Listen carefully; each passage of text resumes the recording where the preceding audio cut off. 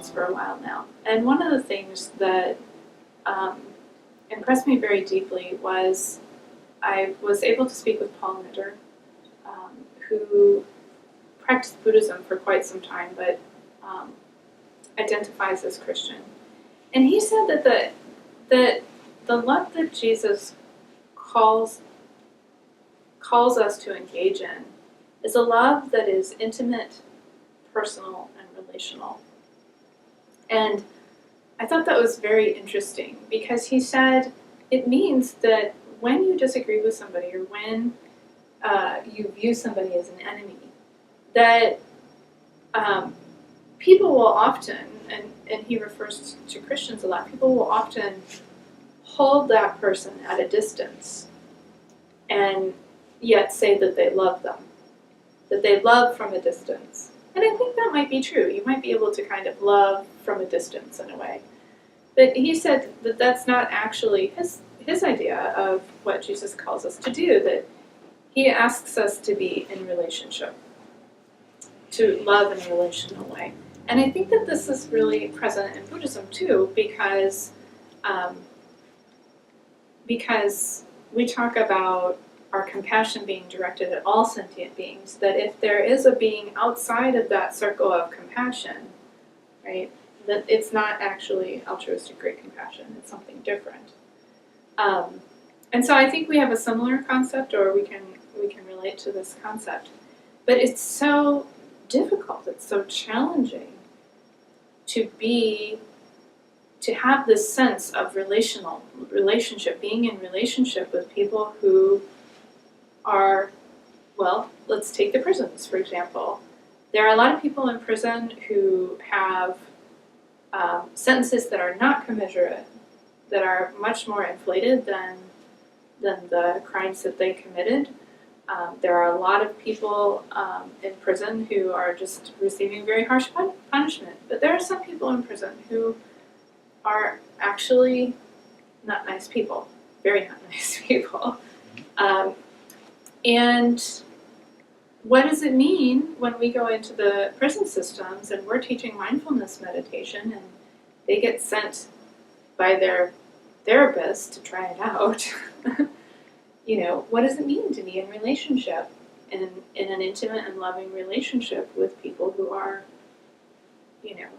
not nice people or potentially violent people? What does it mean to be in relationship with political figures that we may disagree with? What does it mean to love in the face of, what does it mean to love the survivors of disasters and continue to love them and not forget about them? These things are very challenging and very difficult for us to do. And I preached a sermon recently called Loving Like Jesus. And one of the things that I proposed in that sermon is that being able to love in these kind of times is a capacity that we cultivate over time, that we're asked and called to cultivate over time. It's true in Buddhism, and I think that it's also true in Christianity. I really think, I like to think about what was Jesus doing on the cross. One of the things I think he was doing is showing us our potential for developing compassionate capacities in the world. And so we talked a little bit about what does it mean to love like Jesus? What does it mean to love in an intimate and personal and relational way in the face of all the things that are going on in the world today?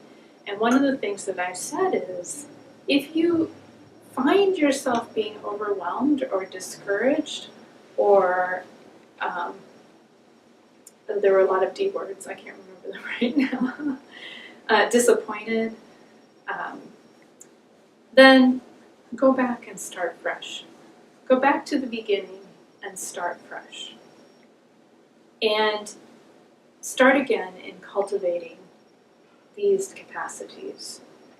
And eventually you will be strong enough to remain in relationship even when it's difficult and challenging.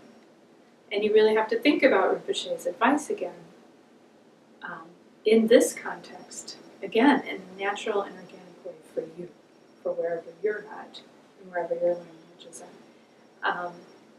And so one of the ways, there are many ways to go back and start new, but one of the ways that we can go back and start new is that we can go back to the foundational capacities of intention, attention, and awareness, or we can go back to the components of compassion in our meditation practice and begin to cultivate again, using imagination, using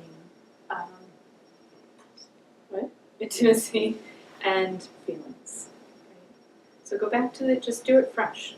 And this is actually one of the highly researched benefits of Catholic confession, is the ability to start fresh and just let it go and start fresh again. Right? After you say your 16th. Right, after you say your Hail Marys, for sure.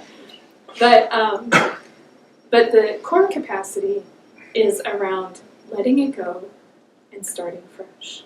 Letting it go, start fresh. Let it go, start fresh. So, in the spirit of Christmas,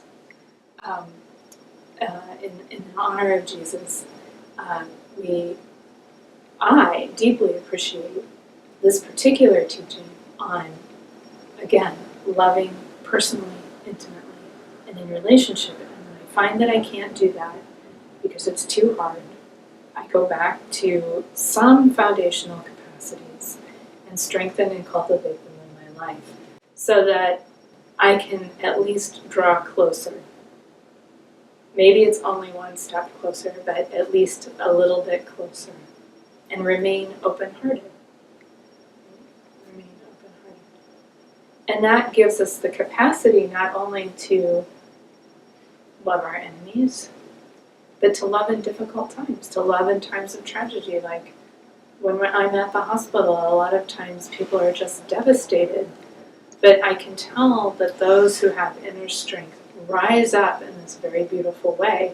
And even though their outcome may not change, even though they may never recover from what happened, they still have this quality of well-being in their own beings, this quality of love and well-being in their own beings, because they can love, they've developed this foundational capacity to love through the difficult times, to remain open-hearted in those difficult times without being harmed by remaining open-hearted. So it brings in everything we've talked about today, purification, being in your heart, right? The organic process. Jesus. So thank you all for joining today. Let's dedicate. May my capacity for compassion be infinite. I dedicate these efforts to complete and total enlightenment, so that I may be a benefit to all sentient beings.